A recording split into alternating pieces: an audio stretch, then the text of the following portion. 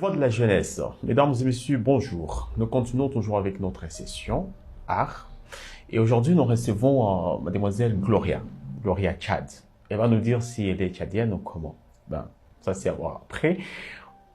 On va parler toujours Madame Moukena Cinéma. Bienvenue Madame Gloria. Merci.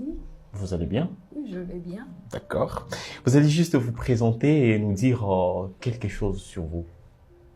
Comme vous venez de le dire, je m'appelle Gloria Tchabene, ou Gloria Tchad, comme les initiés m'appellent. Je suis réalisatrice photographe. Je suis aussi agronome de formation, malgré dans le monde culturel en plein temps. J'ai commencé le cinéma depuis 2022.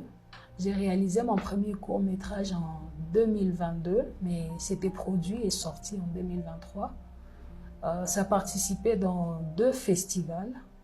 Le festival CINEF, Festival de la femme CINEF à Kinshasa, et le festival FICIAT au Cameroun.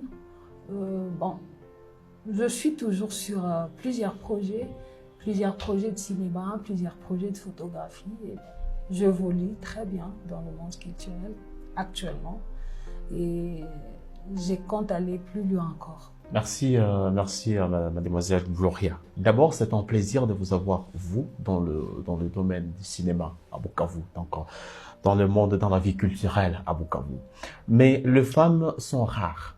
Il y a une faible représentation, une faible représentativité de femmes dans le domaine du cinéma à Bukavu et dans la culture en général. Est-ce que les femmes craignent le cas de viol ou harcèlement sexuel? Je ne sais pas si vous en avez un jour été victime ou si vous avez un jour entendu quelqu'un qui a été victime de ça, une fille qui a été victime de ça, ou je ne sais pas. Pourquoi? Bon, à ma connaissance, vraiment, je n'ai jamais appris cela. Je n'ai jamais vécu cela dans le monde culturel. Mais aussi, je ne peux pas dire, je ne peux pas affirmer que les femmes ont peur de ça. Parce qu'elles n'ont jamais entendu parler de ça, ici ou ailleurs. Bon, et ça dépend aussi. Si la femme veut vraiment se lancer dans le monde culturel, elle n'aura pas peur de ça, car elle se mettra d'abord dedans, elle mettra son talent dedans pour savoir ce que ça pourra donner plus tard. Et si elle rencontrera des difficultés, moi je ne crois pas vraiment que ça soit le viol ou... Bon, dans ce sens-là. Parce que quand tu te lances, tu sais qu'il y a toujours des risques dans chaque métier, mais pas quand même de cas de viol ou de harcèlement. Okay. Bon, à moins qu'il y ait des gens qui les font dans des coulisses et se cachent, mais ils savent pourquoi ils les font. Et il y a plusieurs femmes aussi qui veulent profiter aussi, qui veulent qu'on profite d'elles. Si elles ne sont pas talentueuses, elles ne veulent pas donner le meilleur de soi. Et puis plus tard, quand ça bascule, elle parle de viol, elle parle d'harcèlement, elle parle de tout ça. Elle se trouve des raisons, c'est ça? Oui, elle se trouve des raisons. Et bon, cela fait à ce que le monde culturel n'est pas vraiment trop d'ampleur, tu vois, dans la vie actuelle. Donc, si j'en comprends bien, en fait, ces genres de rumeurs, en quelque sorte, c'est pour salir le monde culturel à Bukavu. Justement. Ne croyez-vous pas que ça peut aussi être, ou cela peut être traduit, un conflit d'intérêts entre les hommes et les femmes? Non, je ne crois pas. Comment je ça? ne crois pas, parce que, à mon humble avis, dans le domaine du cinéma, ou le domaine culturel, il y a plus d'hommes que de femmes. Il y a plus d'hommes que de femmes, ce qui ne peut pas y avoir compétition. Et si les femmes arrivent à avoir le courage de se mettre dans le monde culturel, c'est toujours les hommes qui les accompagnent pour qu'elles puissent avoir le courage de se vendre, de se prononcer devant les gens, de se sentir à l'aise dans leur passion de l'art, tout ça. Moi, je ne crois pas qu'il y ait une certaine concurrence entre hommes et femmes. Ou un conflit d'intérêts entre... Il n'y en a pas. Donc, vous soutenez l'hypothèse selon laquelle que ce sont les hommes qui accompagnent les femmes. Oui, justement. Ce sont les hommes qui accompagnent les femmes, mais bon, des fois, ils en font de trop jusqu'à victimiser aussi les femmes.